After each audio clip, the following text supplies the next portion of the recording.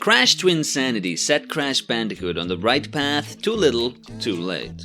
The golden age of 3D platformers had passed and Crash Bandicoot's brand of cool was already on the way out.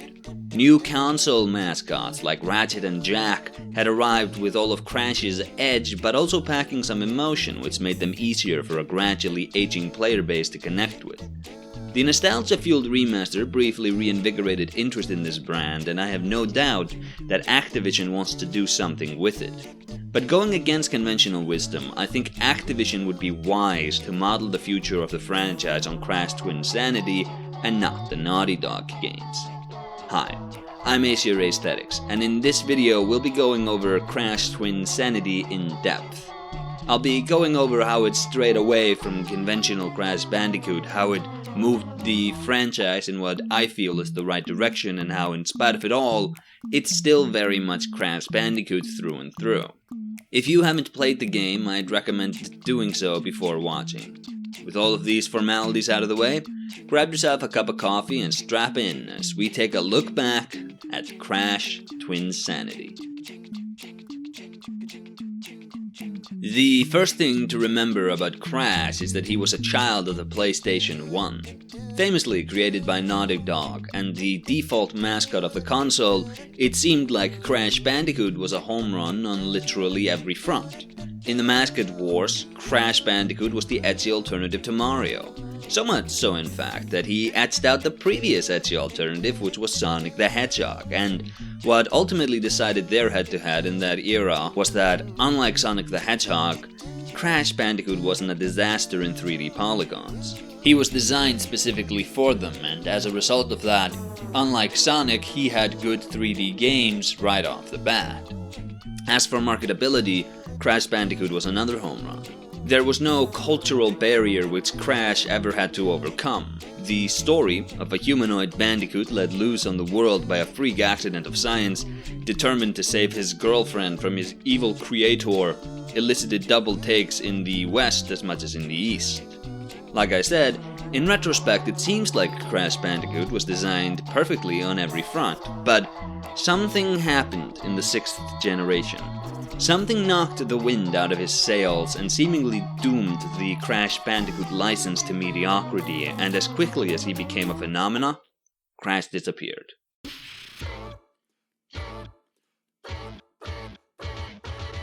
That's right, Crash changed hands from his creators over at Naughty Dog, who left to make the Jak series, and was handed over to LEGO franchise developers to be Traveler's Tales, and what do you know? As usual, the departure of the creators means that the license loses its identity and gets dumbed down, right? Well, no. Actually, Traveler's Tales' games were pretty good. Surprise! Yeah, it wasn't the change of developers that doomed Crash. He would stay solid for a few entries after. In fact, I'd argue that this was the golden era for Crash Bandicoot.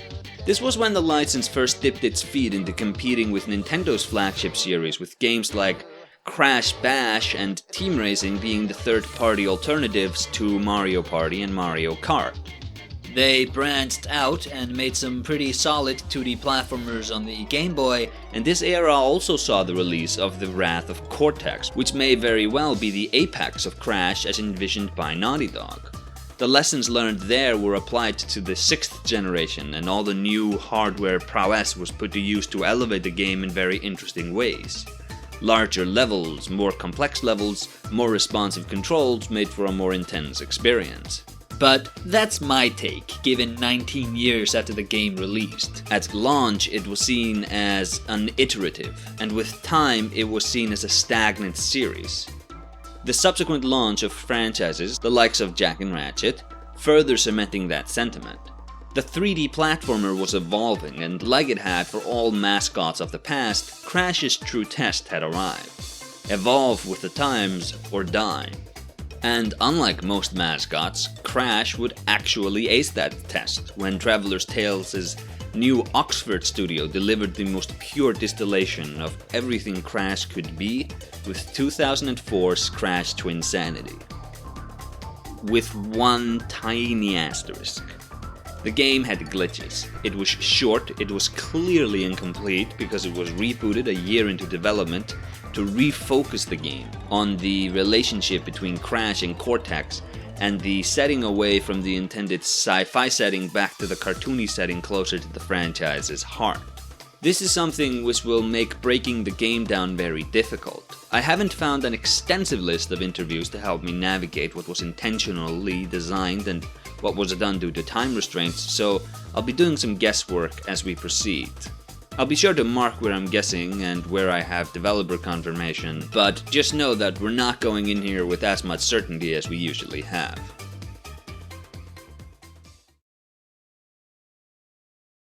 Crash Twinsanity's story begins where the Wrath of Cortex left off. That game ended with Crash defeating Cortex and his new superweapon Crunch Bandicoot. Crunch would be reformed as the Crash Trio's new friend, and Cortex and Uka Uka having a fun time on an iceberg somewhere in the Arctic. Twinsanity takes place 3 years later, and that was enough time for a frozen Cortex to drift back to the Wampa Islands and get the gang back together for his revenge. He incapacitates Coco and set about to lure Crash to his doom.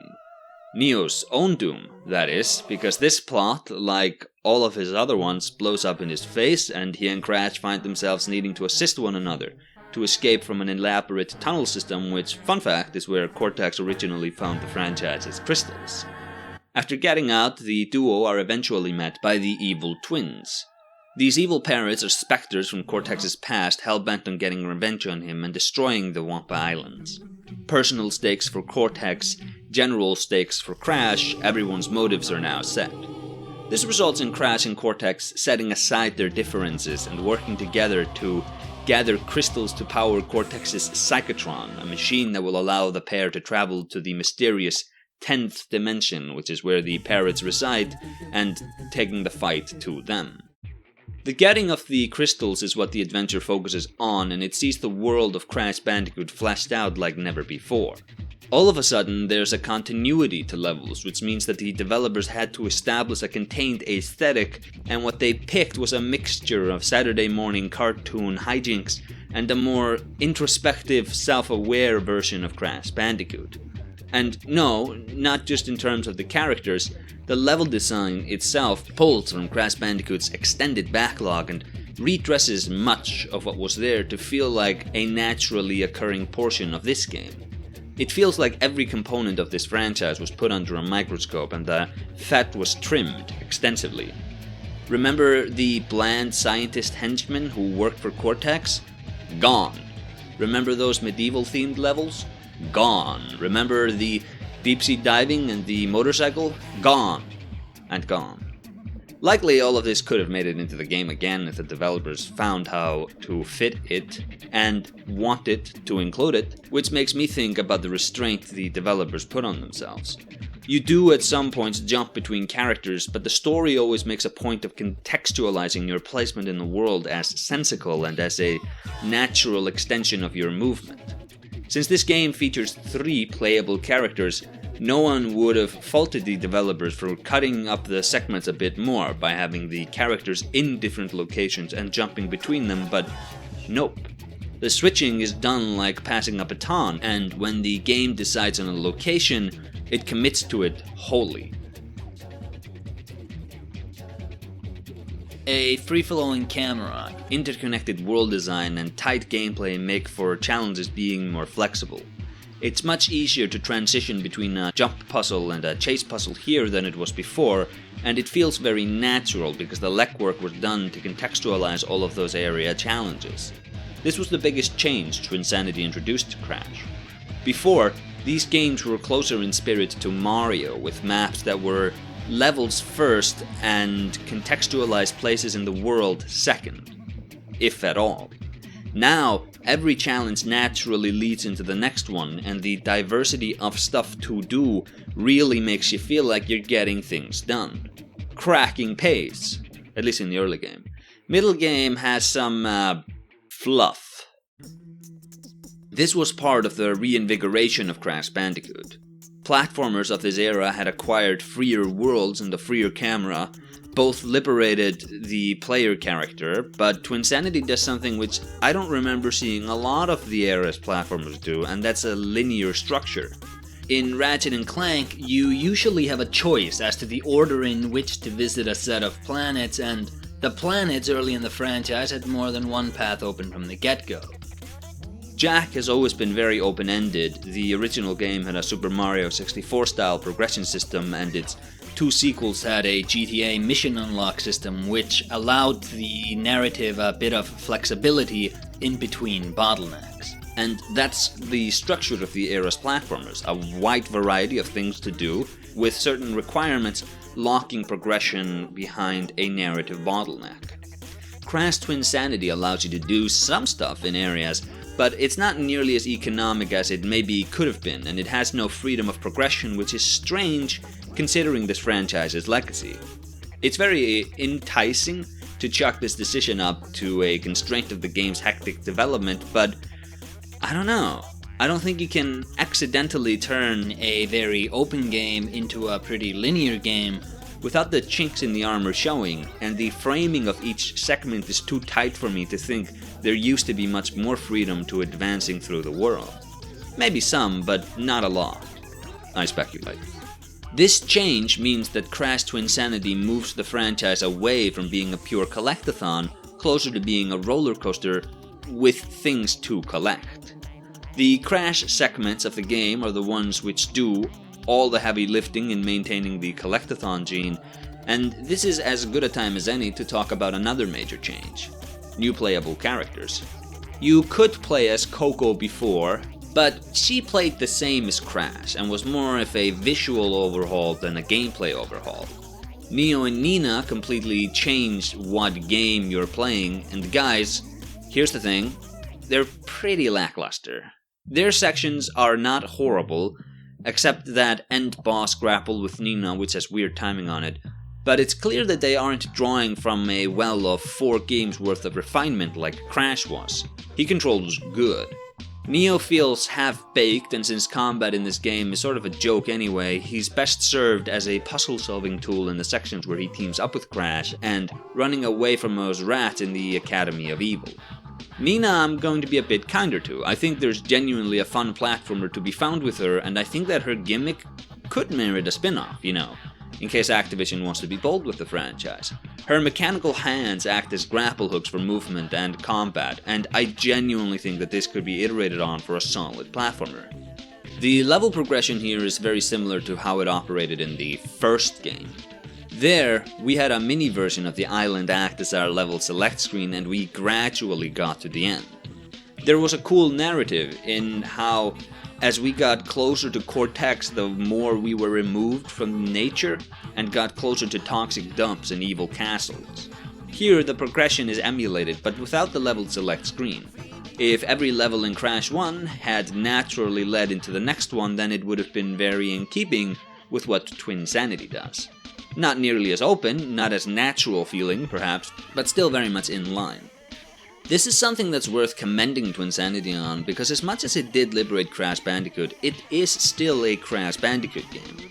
It's very respectful to those older games, and I get the feeling that if Naughty Dog had made the first Crash game during the 6th generation, then it might have actually played a lot closer to Twinsanity than the PlayStation 1 games. This game doesn't feel like a big change as much as a faithful reinterpretation of what Crash maybe would have been envisioned as. One major change which perhaps didn't need to occur was that enemies play a smaller role than ever before. Wider levels means that enemies aren't usually locked on patrol paths, and as such, they aren't platforming challenges. The combat in this game is, like I said, it's a Crash game, so it's nothing to write home about, and that means that enemies sort of get lost in the shuffle. Much like how it took Nintendo a while to adequately inject enemies into their 3D Mario games, Crash Twinsanity is a game filled with enemies which you can, for the most part, safely ignore. The Nina Cortex sections being the exception, because it's fun to shoot her grapple hands across the levels to punch them. This is just one of those things which doesn't transition perfectly, and may have needed another entry to get right. Instead of enemies as platforming challenges, The game is more reliant on puzzles, like getting the worm through the tribal village, avoiding being spotted on the watchtowers or rolling cortex in the boiler room.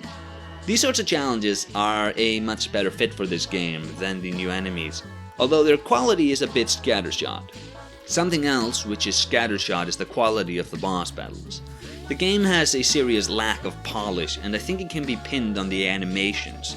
They are missing the visual communication which previous Crash games did so well, and for that we have bosses like Dingodile which, although eminently beatable, feel incredibly cheap. Also, there's the aforementioned grapple section of the final boss. If we're talking about communicating visual information, however, we have to talk about the game's biggest mistake. Something so blatant that I genuinely cannot wrap my head around how this wasn't fixed. There's no way the team wasn't aware of this issue, and it cannot be hard to have fixed it, so I don't understand how they let it slide. Crash's shadow is not cast on metal boxes. So precision jumping on steel crates becomes kind of a crapshoot since you don't have the little blot of shadow to see where you'll land. How this became an issue in development, I don't know, since his shadow is cast on other crates and on level geometry. The coding for the shadow clearly has the know-how to differentiate, so I must assume that the boxes are actually actual boxes and not level geometry, and that the shadow just wasn't coded to read them. If that's true, then we're potentially talking about a 2-minute fix, so I'm kinda shocked it made it in.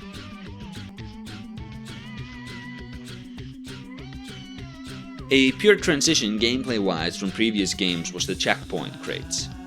In spite of the game world's interconnected design, these are still put to use as our checkpoints, but this time there's a safe checkpoint added for when you get a game over. These are rarer, and are where less skilled players will be spending a lot of their time.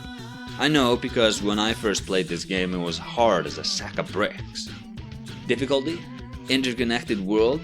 Checkpoints which you spawn at when you die? What is this, a Crash Bandicoot is like Dark Souls joke 3 years too late? Yep. Much like Neo Cortex was, my sense of humor has been frozen in place for 3 years and is woefully unprepared for the dangerous world around me. So, one of my big takeaways from the gameplay was that the free-flowing camera made the levels a bit bigger.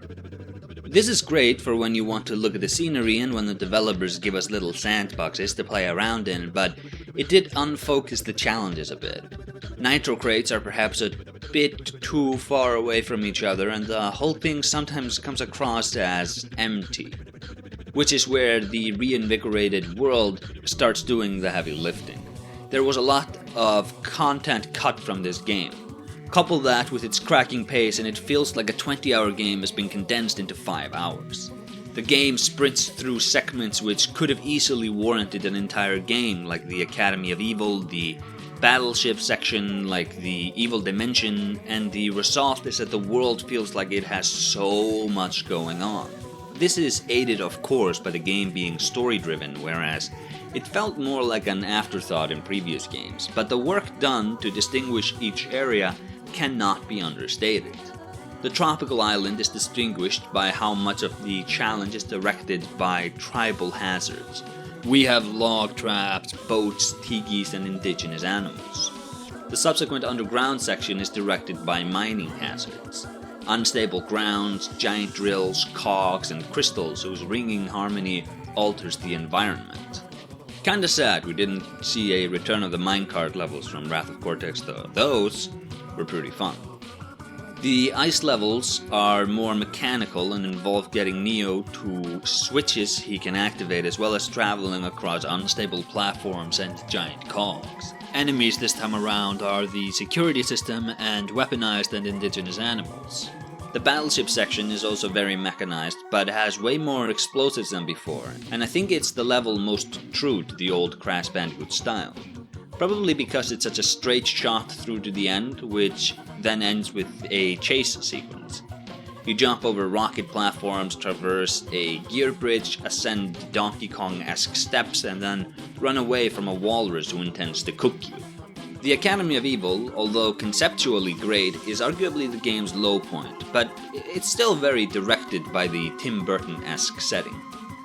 To get in, you make your way through the enormous underground boiler room while moving a piped Neo through obstacles. Once inside, you travel through the school and ring bells and blow up crates to dispatch of janitors and hall monitors. There's a rising acid pool to contend with, as well as hazardous classrooms.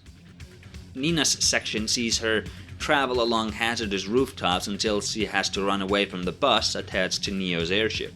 Tie it to something secure, I said! Then, we get to go to the alternate dimension. It should have been 2 new dimensions, but we ran out of time. And repeat some puzzles from Insanity Island. Neo isn't chased by bees and a bear here, but an evil Crash.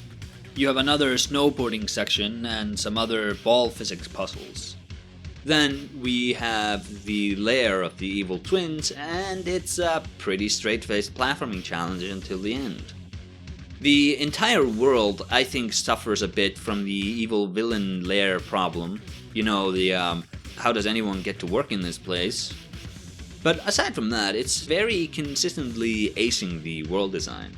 Challenges are natural to their setting, and enemies are as well. There are rats in the battleship and boiler room, and robot men in the underground, and security cameras near Neo's base. Good show. And it's very Crash Bandicoot. And that was the more important thing to nail. The old bosses and Crash's passe are still around, and all are very much at home. In the 6th generation, it seemed like to be a platforming mascot, you needed to have a dynamic partnership front and center.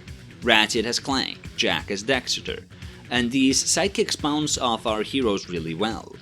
Those games are as much about their relationships as they are about the threats they are facing, and for Crash to truly evolve into a 6th generation platformer, this is something that needed to be addressed.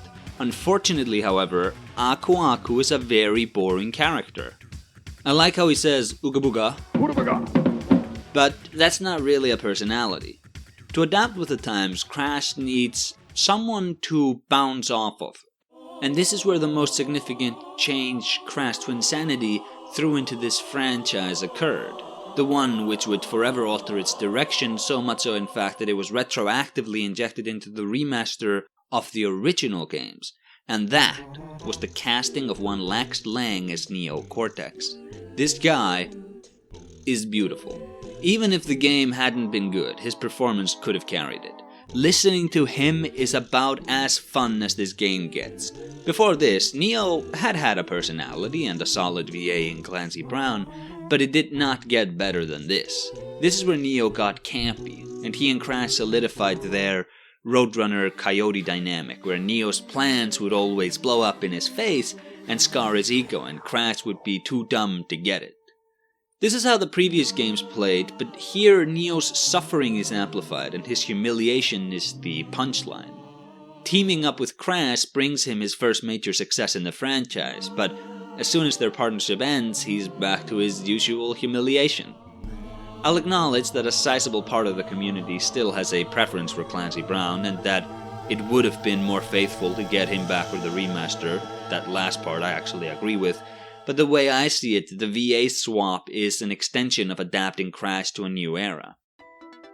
I've noted Ratchet and Jack a lot in this video already, because I consider those to be the apex of this era of child-friendly action platformers. And as both of those franchises got sequels, they dumped their 5th gen sensibility dead weight.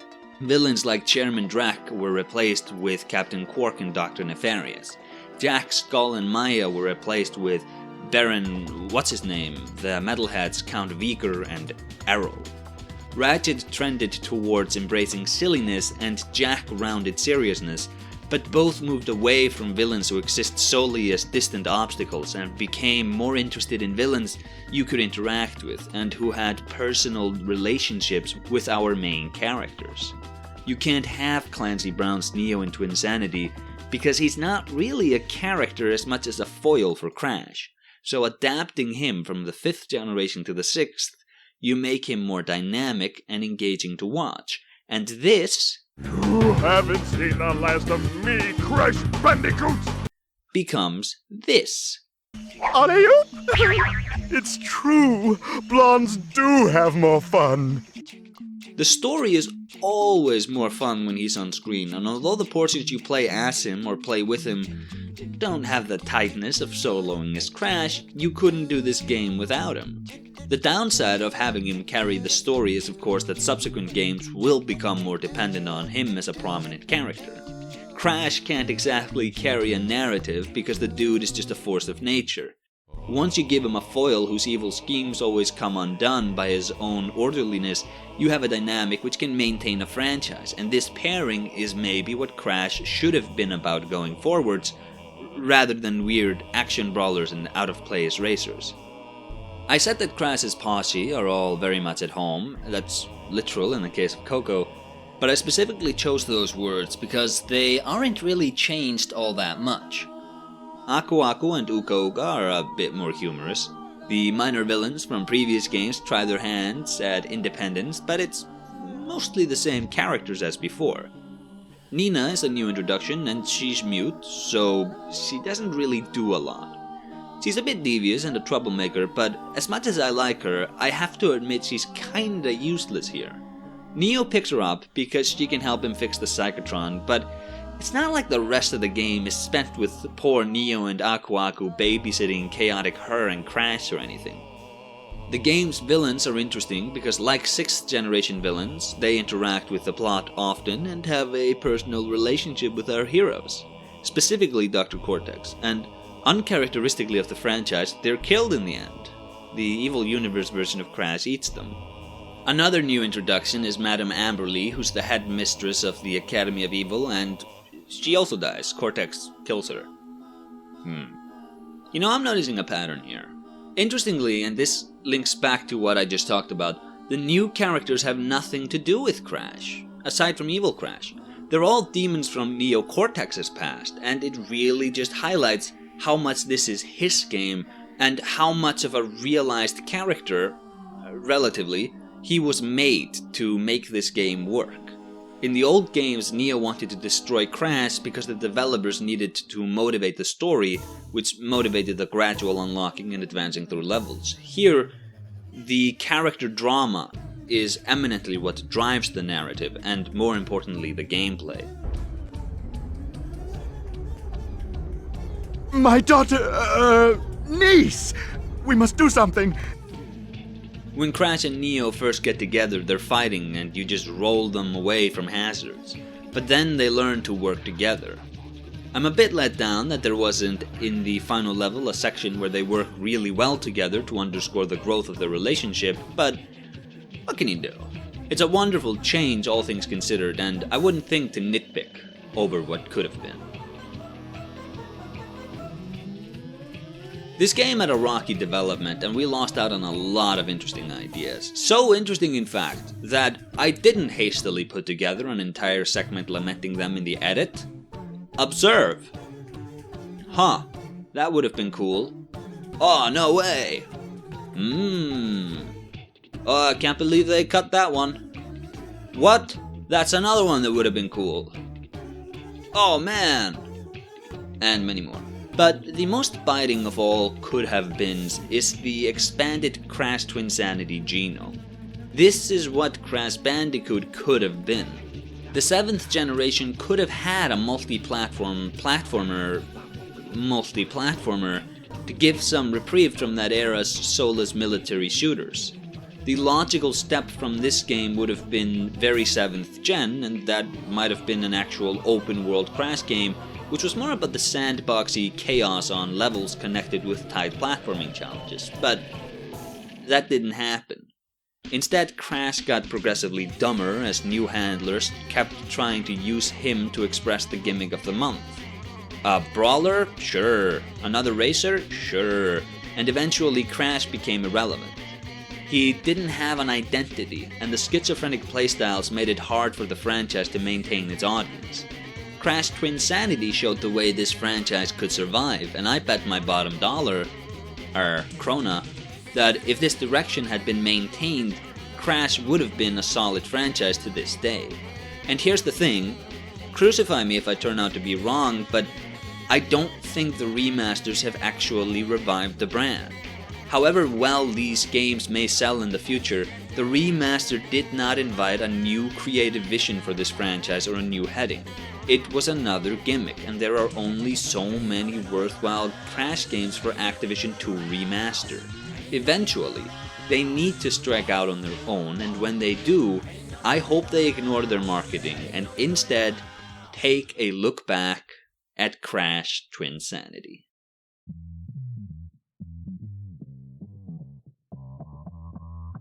So, I've made a lot of noise in this video about how I think Crash Twinsanity elevated the franchise, but there's one question which remains fully unanswered. If it did, why did Crash die? And the answer to that question is actually very boring. See, the game's bugs dented its overall score enough to color the general perception of the game, away from the game being a breath of fresh air for the franchise and more of a clumsy new outing. The game never got the attention it deserved, and since it didn't sink in immediately just how much legwork this game had done for truly great Crash games to be made in the future.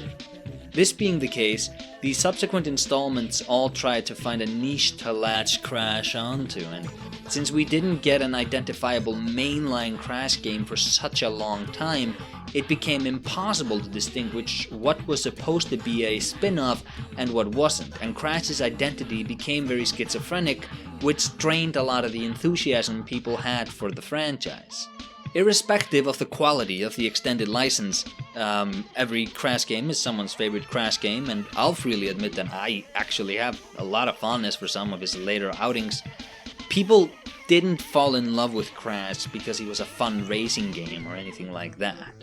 In a moldy old interview I dug up with Eurogamer, prior to Twinsanity's release, Traveler's Tales' Daniel Tonkin put it quite well. When asked what he thought gave Crash his staying power, Daniel said, accessibility.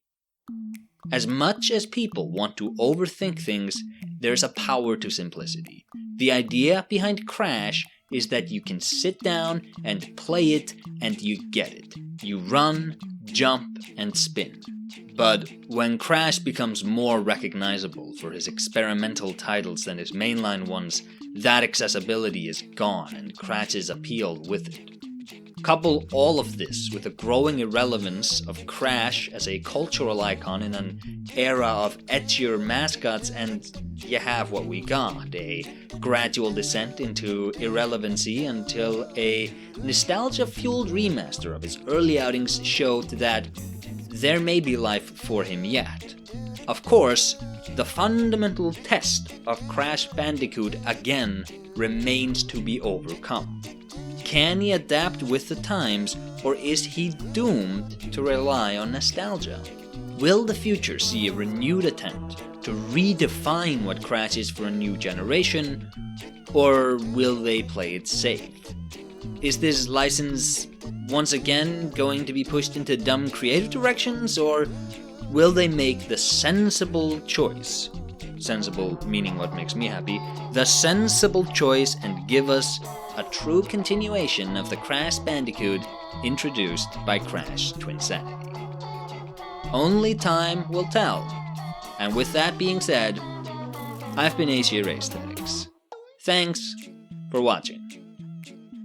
If you enjoyed this video, be sure to subscribe for more like it, as well as browse around this channel to see if there's anything else that piques your interest.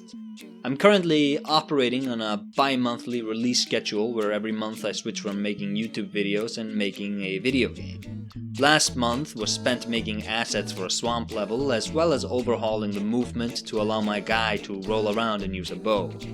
The animations aren't great yet, but they're good enough to playtest with, and although the swamp level was a bit too large an undertaking, all things considered, it did give me a lot of assets to reuse in subsequent levels. I think I'll spend May making the castle area, so I'll finally have to settle on better brick tiles, which I'll reintroduce into the swamp area when I go over the levels for the final polish. For more frequent updates on the channel's happenings, I'd recommend, again, subscribing, as well as listening to the Essays&Espresso podcast. The footage I used in this video was applied by FullPlaythroughs and WorldOfLongplays, as played by Spikestuff, Martanius, and Spatspo4, and all of these are linked in the description box below. Also linked below is my Patreon, where I give early access to videos to members. So if you want to stay ahead, chuck in as little as $1. I like making these videos sponsorship free, but they still take time to make, and any financial support means I can buy that extra bit of free time to devote to them. I hope this video was worth the time you spent watching it. Until next time, take care.